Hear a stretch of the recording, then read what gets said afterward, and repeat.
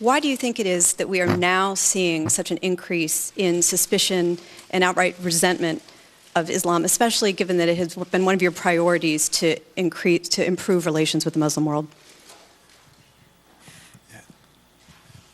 You know, I think that at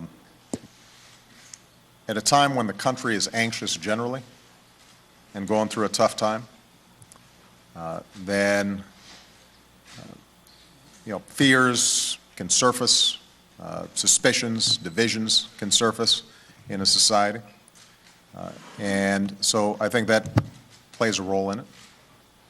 One of the things that I most admired about President Bush was after 9/11, him being crystal clear about the fact that we were not at war with Islam. We were at war with terrorists and murderers who had perverted Islam, had stolen its banner to carry out their outrageous acts. And I was so proud of the country rallying around that idea, that notion, that we are not going to be divided by religion, we're not going to be divided by ethnicity, we are all Americans, we stand together against those who would try to do us harm. And that's what we've done over the last 9 years.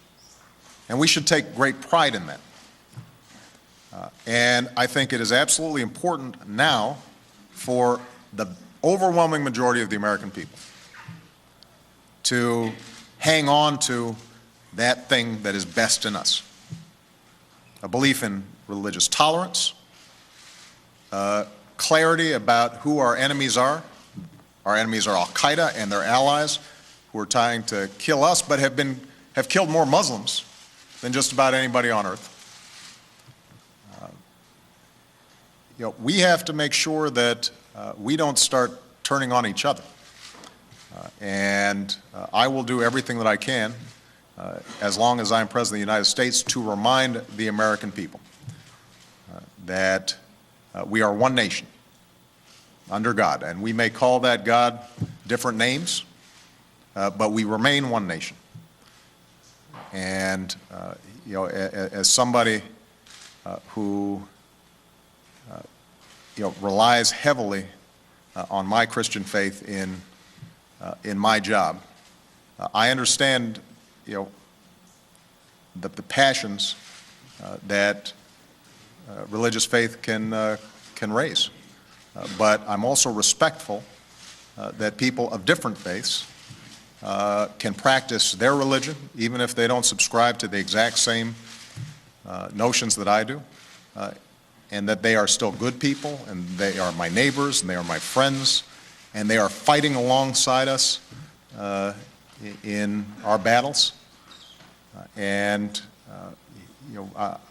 I want to make sure that this country retains that sense of purpose. And I think tomorrow is a wonderful day for us to remind ourselves of that. I go back to what I said earlier. We are not at war against Islam. We're at war against terrorist organizations that have distorted Islam or falsely used the banner of Islam to engage in their destructive acts. And we've got to be clear about that.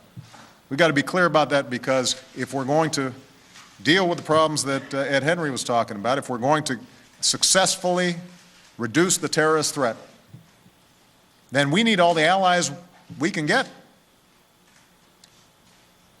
The folks who are most interested in a war between the United States or the West and Islam are Al-Qaeda. That's what they've been banking on. And fortunately, the overwhelming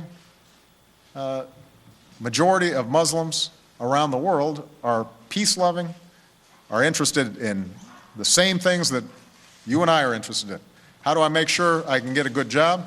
How can I make sure that my kids get a decent education? How can I make sure I'm safe? How can I improve my lot in life?